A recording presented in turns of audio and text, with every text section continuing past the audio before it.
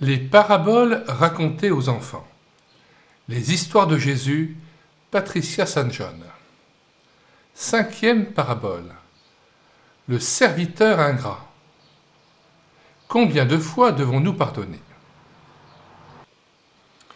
Les disciples de Jésus se disputaient pour savoir qui parmi eux était le plus important, bien que Jésus leur eût déjà dit qu'aux yeux de Dieu, les plus grands étaient ceux qui étaient gentils et qui n'étaient pas égoïstes. Si quelqu'un se montre toujours méchant envers moi, dit Pierre, combien de fois devrais-je lui pardonner? Je vais te répondre en te racontant une histoire, lui dit Jésus. Un serviteur devait donner de l'argent au roi chaque semaine, comme tout le monde. Après tout, il vivait sur les terres du roi et cultivait aussi ses champs. Mais celui-ci était paresseux et ne voulait pas travailler. Toutes les fois que le messager du roi venait pour collecter l'argent, ce serviteur lui disait « Désolé, je ne peux rien donner cette semaine. » Après tout, le roi avait la réputation d'un homme bon. C'est ainsi que ce serviteur devait de plus en plus d'argent. Mais un jour, il reçut un message. Il devait se rendre de suite au palais pour payer tout ce qu'il devait. Il eut très peur, et bientôt se retrouva tout tremblant devant le roi. « Où sont les 10 000 pièces d'argent que tu me dois ?» demanda sévèrement le roi. « Je vous en supplie, Majesté, » murmura le serviteur, « je n'ai pas du tout d'argent. »« Alors tu seras mon esclave, dit le roi, et ta femme ainsi que tes enfants deviendront eux aussi mes esclaves. C'est la seule façon de payer ta dette. » Le serviteur tomba à genoux. C'était plus qu'il n'en pouvait supporter. « Je vous en prie, attendez encore, sanglotait-il.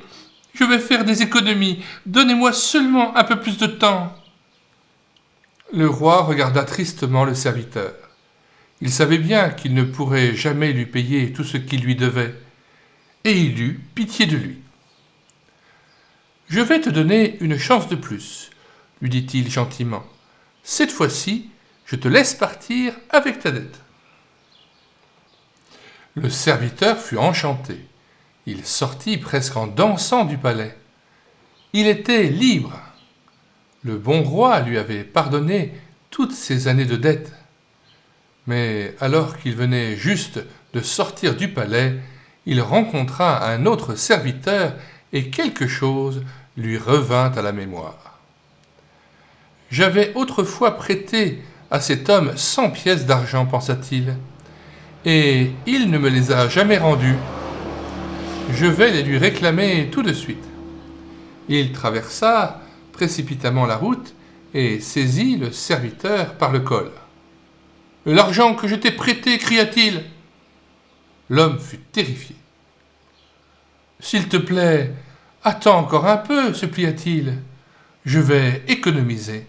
Donne-moi seulement un peu plus de temps. »« Il n'y a plus de temps, cria le serviteur.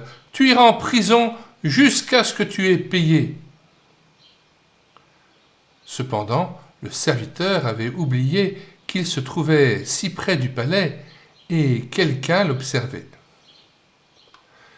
Cette personne alla droit au roi et lui raconta la scène dont il avait été témoin.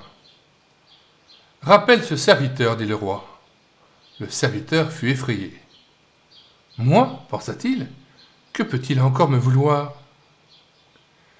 Il y retourna de nouveau et se tint devant le roi.